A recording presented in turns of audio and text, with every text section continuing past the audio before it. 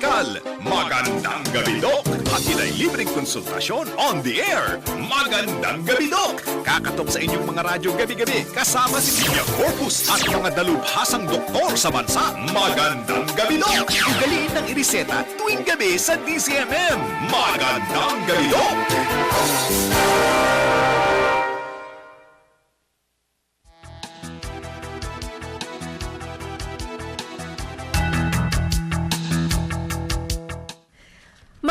Magandang gabi po mga kapamilya. Ito po ang programang nagbibigay sa inyo ng libreng konsultasyon.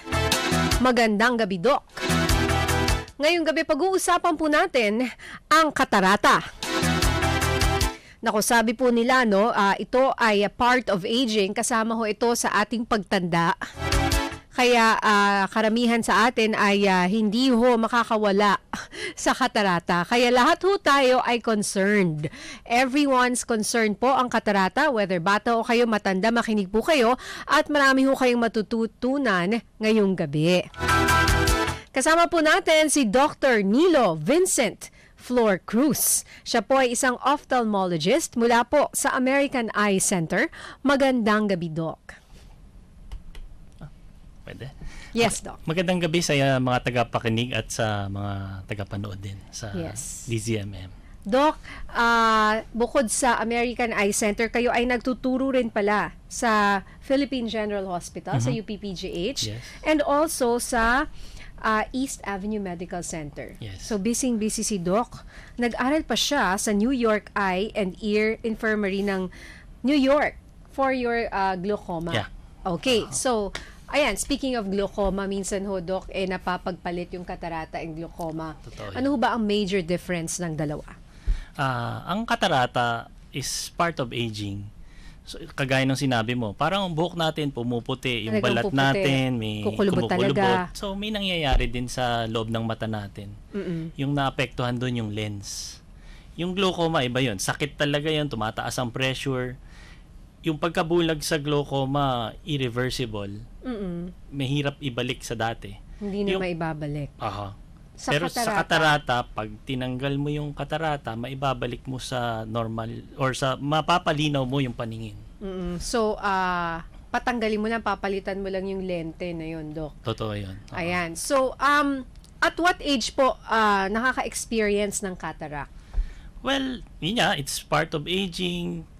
The older you are, pag mas lalo kang matanda, mas malaki yung chance ang may katarata ka. But as young as what? Kasi yung iba, younger than expected. Yeah, may ibang 40 years old, may ibang 40? 50 years old. Okay.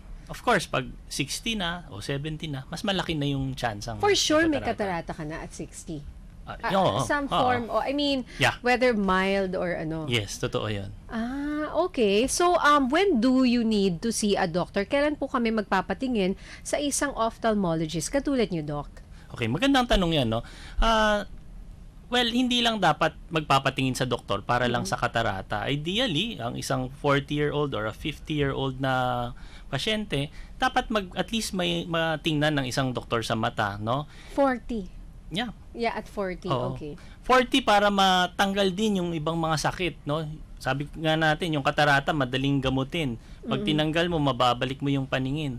Paano ngayon kung Glaucoma yun. Oo, or iba pang mga sakit sa So, ang glaucoma mata. pwedeng magpakita at 40? Pwede siyang lumitaw at 40? Oo, pwede siyang ma-screen, no? Pag ginawa mo yung basic eye examination, more or less makikita mo kung may risk ba itong taong to sa glaucoma o wala. Okay. So, ano ho ang advice niyo usually sa mga pasyente? Kasi 'di ba, yung sabi nga natin, pinapalitan yung lente, meaning papalitan o operahan? Or Operahan. laser ba 'yon, do? Well, sa ngayon may dalawang klaseng pagtanggal ng katarata. Meron tayo yung conventional, yung gumagamit ng ultrasound machine para masipsip yung katarata. Small incision po, maliit lang yung sugat. Pero 3-4 years ago, dumating yung laser sa pagtanggal ng katarata. Ang tawag natin dito, laser-assisted cataract surgery. Uumpisahan niya yung operasyon. Gagawa siya ng butas, gagawa siya ng panimulang butas din doon sa lens at hahatiin niya yung lens sa pwedeng 6 na piraso o mas marami pang piraso Pagkatapos, gagamitin pa rin natin yung phaco machine, yung ultrasound machine para masipsip yung katarata. At pagkatapos nun, lalagyan natin ng lente. So, yung isa hindi gumagamit ng laser, yung isa gumagamit ng laser. Yes. So, mas makabago yung isa. Yeah. Anong mas maraming risk, Doc? Pareho pa rin ng risk. Ayaw natin magka-infection, bihirang mangyari yun. Mabulag. Paano kung yung laser, natapat sa... Hindi naman. Naisip ko kasi yung totoo laser, yun. baka matapat sa, alam mo yon yung Sa mata, no? sa mata mismo. Oo, totoo Opo. yun. Of course, itong mga makinang ito ay dumaan sa mabusising pag-aaral. Pumasa siya sa FDA, US FDA, no? So, safe siya sa mata, no? Iba naman yung mga laser pointer na bawal itapat sa mata na nakakasira, nakakaapekto sa retina. Opo. Yun. Iba naman yun. Iba yan. Okay, so you're saying na wala namang masyadong margin of error. Mas Ayun, actually, yung ang- chance of Maliit. magkamali. Hindi pa naman nangyayari. Mas maliit. Actually, yung laser, ginagawa niyang mas precise yung operasyon. Kesa yung isa. Kaysa yung manual na, 'di ba, pag gumawa kami ng butas, pag gumawa tayo ng circle, hindi yun perfect circle, 'di ba? Pag sulat kamay natin o ball pen. So, ganun kayo? Susulat kayo ng circle sa mata? May Yung butas manual? kaming ginagawa doon na as much as possible, dapat bilog. Pero of course, pag computer na yung gumawa nun, Bilog kahit talaga. ilang mata yun. Pag sinabing 5 mm yung diameter, 5 mm lahat ang gagawin ng computer. But, Doc, hindi naman lahat ng hospital may ganyang equipment. Hindi no? pa, oo. Kasi mahal din yung makina. Pero sabihin na natin may 5 o 8 centers na meron noon. Sa PGH, kung Hindi. saan kayo nagtuturo, Doc?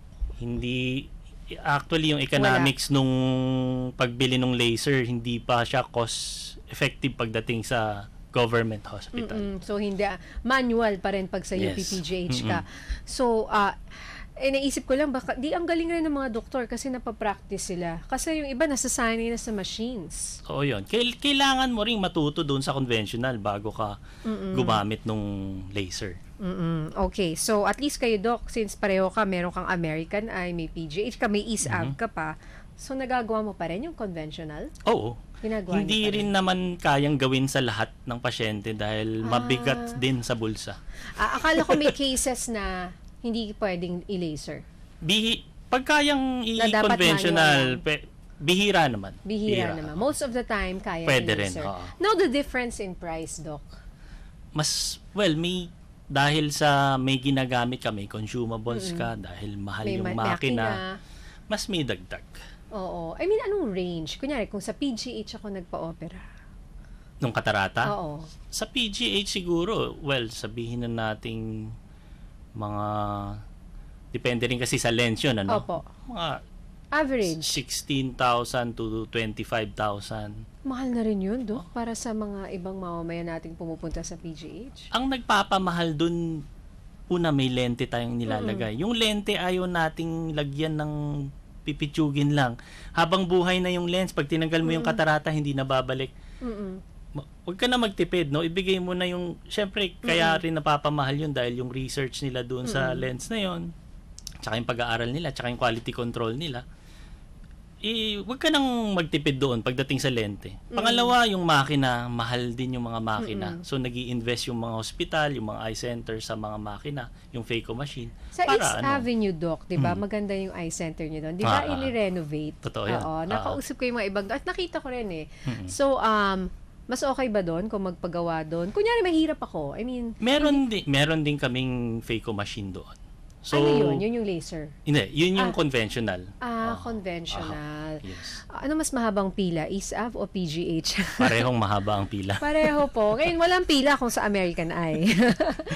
Yun ang laser naman. I'm sure yung iba naman mag-ano rin yan, mag-iipon to be able to afford yung laser. Yeah, yung iba talaga, yun ang hinahanap. Kasi akala nila yung dating ultrasound machine, yung phaco machine, akala nila yun na yung laser. Hindi. Hindi pa. Oo. Iba yun. Iba pa So, yun. usually, sa mga private yun, sa public hospitals, hindi pa talaga gumagamit ng laser. Wala pa. Oo. Wala pa. Pero Sad maraming naman. ibang laser sa mata, ha? Pero yung Opo. laser sa cataract surgery sa mga public hospitals, Hindi pa. wala pa. Oo. Okay. Anyway, so Doc, pag-uusapan namin yung mga sintomas ng katarata, kailan ooperahan, kasi yung iba, Doc, nagda-drops lang muna o hinahayaan muna, may kasabihan, hintayin mo ng mahinog, kailangan bang hintayin talagang mahinog bago mo pa operahan ang iyong katarata. At syempre ho, ang inyong questions, mag-text po kayo sa amin, DZMM, space, react space, ang inyong katanungan, at ipadala ho sa 2366. Magbabalik po ang magandang gabi, Doc. Ang oras po natin, 8:48.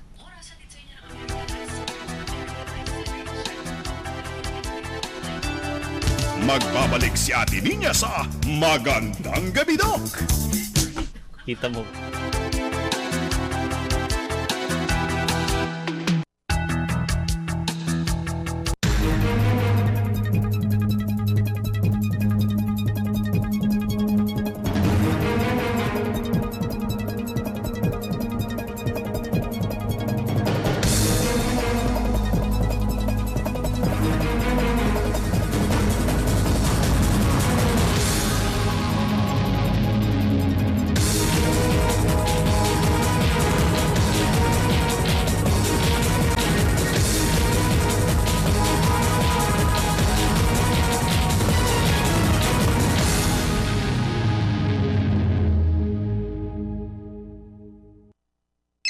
Ay, false alarm po. Uy, Mars, saan kayo galing? Sa lying in. Sa namin lalabas na eh. Ika, saan ka galing? Ay, naku Mars, dyan lang sa City Hall. Pinacheck ko yung presinto namin para sa eleksyon. Importante nga yan. Oh, nakita niyo na ba yung mga presinto niyo? Oo naman, Tay. Hapon na nga po kami nakarating ni Nanay eh. Pabuti na lang. At naka-vote kayo. Pero yung pagboto, seryoso yan, ha? Lalo ka na, unang beses mo lang boboto. Opo naman, Nay. Marami na nga po ako nabalitaan sa mga kandidato eh. Ang iboboto kong leader ay yung punong-puno ng pangarap. Matatakbuhan kapag kailangan. Walang pangakong napapako. At syempre, yung masipag at matatag. Hindi kami na nag-iboto mo. Ang dasal ko, maging maayos ang pamumuhay namin. Oo, mahirap. Pero pagsama-sama ang pamilya, tiyak na maaabot ang pangarap.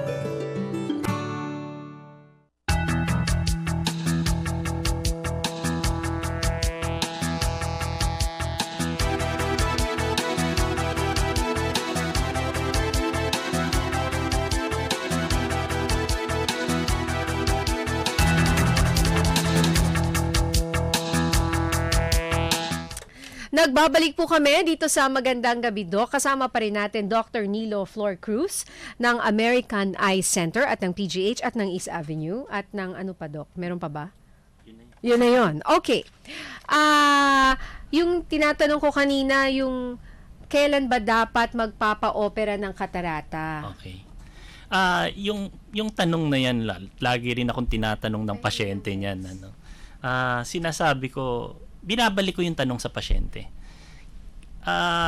Hindi naman hinihintay mahinog ang katarata. Pero kung naapektuhan na yung pang-araw-araw mong gawain, kung may trabaho ka, kuwari, piloto ka, kung may manipis ka lang katarata dyan at hindi ka na makapagtrabaho, pwede mo nang tanggalin yun.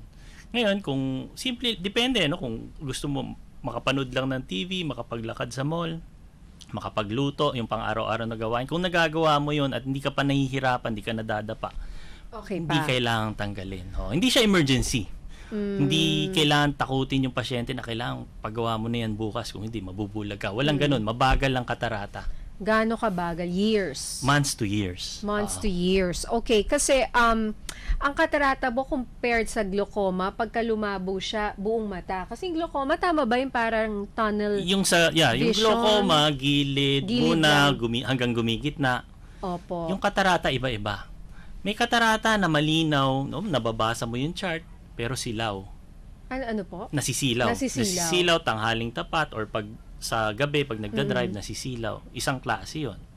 Meron din yung maulap. Yun yung pinaka-common. Cloudy, vision, blurred, Yun yung pangalawa. Pangatlo, may mga taong naduduling Yung dumodoble yung paningin kapag may katarata yung isa, tapos yung isa wala.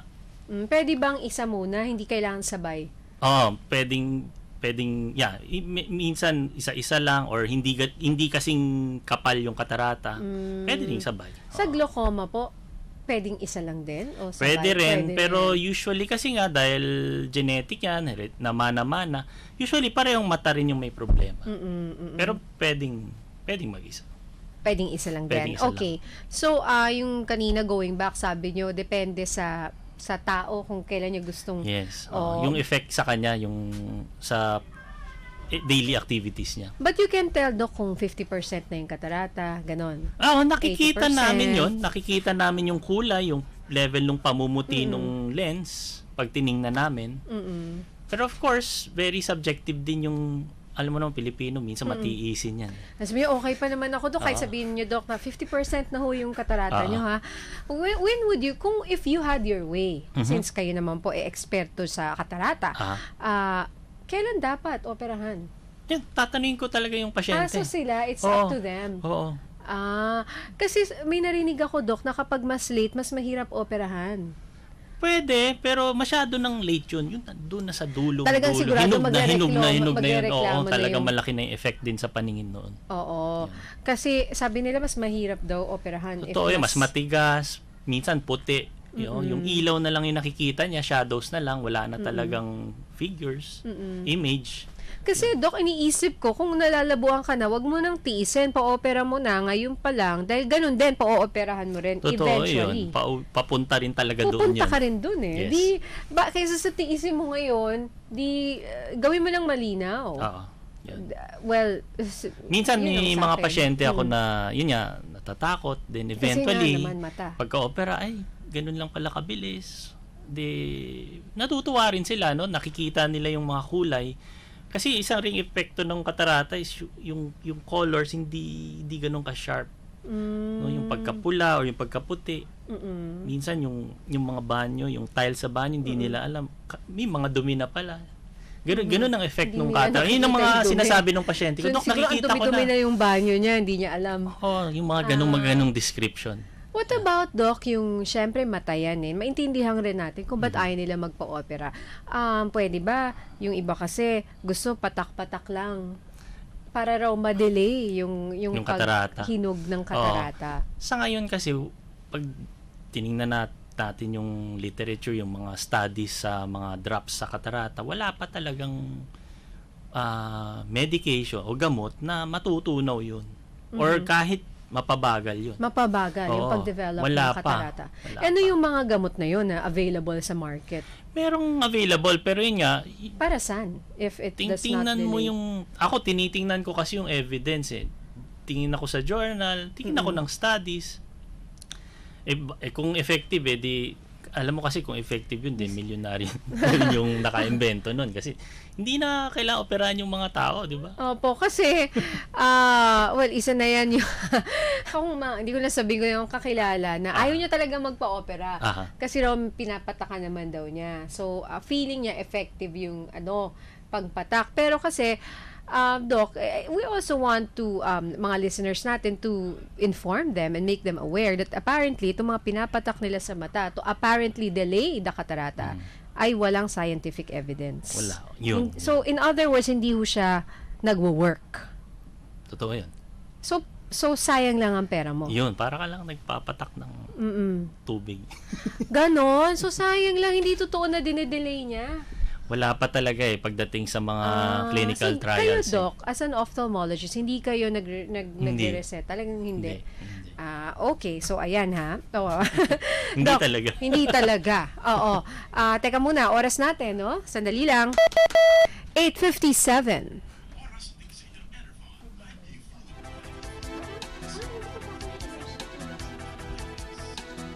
Magbabalik si Ate Niña sa Magandang Gabi, Doc!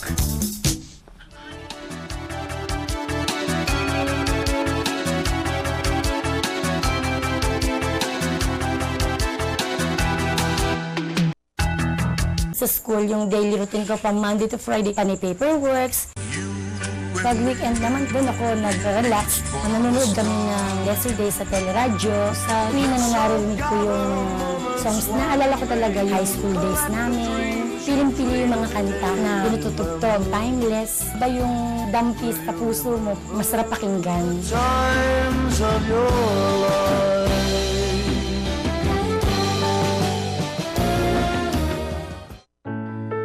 Marami man tayong unos na naranasan, sama-sama naman natin itong nalampasan.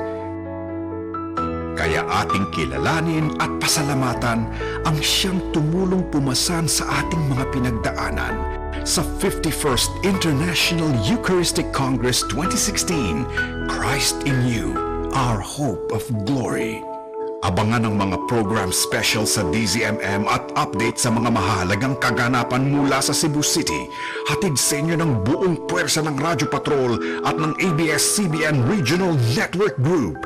Dito lang sa laging una sa balita, una sa public service. DZMM Radyo Patrol 630. Ang iyong sasakyan ang magdadala sa iyo sa iyong patutunguhan. Ngunit minsan, ito ang maghahatid sa iyo sa kapahamakan. Paano kung ang iyong sariling sasakyan ay maging sanhi ng disgrasya? Sa mga aksidenteng pambihira at biglaan, alam mo ba ang gagawin? Nawala ng preno, sudden unintended acceleration, pumutok ang gulong. Ilan lamang ito sa mga freak accidents na pwedeng mangyari sa kalsada. Sa pagmamaneho, dapat alerto sa peligro. Red Alerts! Miyerkules, alas 9:30 ng gabi sa DZMM Teleradyo.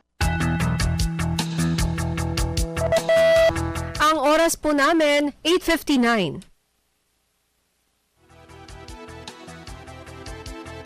Doc, si Rene Bobis ng Quezon City, sabi niya, pakitanong kay Doc, bakit kaya wasak na wasak ang tingin ko sa mga ilaw? At Okay. may floaters daw ako. Ano raw ba ang eye drops para sa floaters? Okay, yung una, yung wasak na wasak sa tiko, sumasabog yung image eh. Ang nangyayari doon, yun, yung katarata niya, maraming, para kang nakatingin sa mga frosted glass. Ah, okay. Kaya sumasabog yung image. Hindi, dapat kasi yung ilaw na-concentrate yan sa isang point, sa retina ng mata. Yun, sumasabog. So katarata to. Katarata yan, malamang. Tapos yung ano floaters, ito yung nakikita nating parang langaw na gumagalaw-galaw sa paningin natin. Minsan may nakikita rin akong gano'n. Ako meron na rin akong ganun. Meron din. No, so, may gel kasi tayo sa likod ng mata, yung vitreous gel. Ngayon, yung vitreous gel na yan, medyo nagiging tubig na. Hindi na siya kasi kagaya ng solid na gel. So, aalog-alog siya sa mata. Yun yung nakikita mo lumulutang-lutang. Minsan nandun, minsan wala. Oo. So, hindi yun katarata. Hindi yun katarata. Iba pa yun. Iba yun. Meron daw bang eye drops para doon? Merong binibigay, pero yung evidence, yun na, Yun na pagdating sa naman. literature, hindi kasing lakas na, ibig sabihin, pag nilagyan mo nito, 90% mawawala. Maliit lang yung natatanggal. So, pwedeng bigyan, pwedeng hindi. Okay. Yun. Palaging nagluluha ang right eye ko kapag gising. Kasama ba ito sa cataract ko? 52 na ako. From Baby Mendoza of Parañaque. Bihirang symptom ang pagluluha Nagluluha. sa katarata. Usually, iba yung dahilan yan. Pwedeng infection, pwedeng dry eye, pwedeng, yun nga, may pilikmatang nakapasok to na nakaka-irritate sa Opo. mata. Okay, so, eto naman. So, yung palaging naluluha, may gamot ba doon? Kailangan mo munang malaman kung ano yung dahilan. Bakit siya naluluha? Yes, tapos Okay. tsaka mo i-address yun. Patingin po kayo sa ophthalmologist. Sabi, eto naman si Edgar De La Rama. I was on steroids for lupus for 8 years and underwent FACO? Phaco, yeah. At ano yun? FACO. Yun yung ultrasound machine na nagtatanggal nung katarata. At a young age for cataract. But my eyesight was never the same as it was. Okay. Yung steroid, totoong pwedeng magka-side effect ng cataract and or glaucoma. Okay. Yes, okay. So, isa yun, yung katarata. So, okay lang na tinanggal yung katarata niya. Ngayon, yung reklamo niya bakit hindi kasing linaw, kailangan tingnan, no? Pwedeng merong opacification doon, may pamumuti doon sa supot ng katarata, isang dahilan yon. Pwede rin kasing may epekto ang lupus sa mata, yung sa retina. Meron tayong lupus retinopathy. Baka may ganun siya. Pwede. So, magandang tingnan, imbestigahan. Nagagamot po ba ang fungal infection sa mata at sinus? From R. Reyes ng CDO, Cagayan de Oro City. Okay. Yung fungal infection sa mata nagagamot pero mahirap gamutin. Fungal, iba to sa sore eyes. Iba to. Yung cornea, yung malinaw na parte ng mata, minsan usually yung naapektuhan nito yung mga farmers habang nagtatrabaho sila sa farm, sa bukid, biglang nilang natatamaan yung mata nila, nagkaka-infeksyon. Amag, fungus, no? So, ang amag pala ay fungus. yun. Oo. So, pagka namumuti yun, Opo. ang hirap, may hirap siyang gamutin. So, paano yun? Pero nagagamot. Pwedeng mauwi sa corneal transplant. What? Ganun kasama ang fungal infection sa Mahirap mata? gamutin. Tapos konti lang yung gamot. Hindi kagaya ng bacterial na yung ulcer, ng corneal ulcer. Mas maraming antibiotic kesa sa antifungals. So, it's importante na matingnan siya ng ophthalmologist. Mabagal siya, no? Pero mahirap gamutin. So, kailangan gamutin. Kailangan makita siya ng doktor. Or else, pwede kang mabulag. Totoo. Pwedeng mabulag. Pwedeng Transplant mabutas yung mata. Nakakatakot Oo. naman yan, Doc. Fungal infection lang. Is it rare? Bihira, pero dahil agricultural country pa rin ang Pilipinas, meron at meron. So, usually what? Dahil sa soil? Is it, where do you get Soil, sa mga tanim. Ano ba? Sa mga tanim. Tapos Oo. na-rub mo yung Oo. mata Tsaka mo. yung mga aksidente, yung mga nagtatrabaho sa construction, yung pupukpok, pagpukpok, tatama sa mata yung mga semento, yung pako, walang goggles. Yun. Kasi, Doc, marami ngayon mahilig magtanim-tanim, di ba? O, kahit hindi sila farmer, kunyari, meron kang, di ba, may maliit kang garden sa likod ng bahay mo, tanim ka ng tanim, di ba? So, are you also at risk? Pwede, basta ingat lang, wag tamaan. Kasi pagka na-scrape yung pinakaharap na parte ng cornea, pwede ka magka-infection. Maraming salamat, Dr. Nilo Vincent Flor Cruz ng American Eye Center. Before we go, Doc, maiksing paalala sa mga nakikinig sa atin tungkol ho sa cataract. Okay, yung katarata is part of aging, wag hong matakot. Pero magpatingin kayo, hindi ho siya emergency, no? Kung lumalabo na yung paningin, nahihirapan na maglakad, nadadapa-dapa, nasisilaw, yun ang mga simptomas ng katarata, patingin kayo sa isang ophthalmologist, no? Pero wag matakot. Huwag matakot. Okay. At saka safe naman yung operation. Oo. Yeah. Okay. Maraming salamat, Dr. Flor Cruz. Ito po si Nina Corpus. Nagdaan na naman po ang programang nag-aalaga sa inyong kalusugan. Susunod na po ang Usapang de Campanilla with Mariao and Dean Danny Concepcion.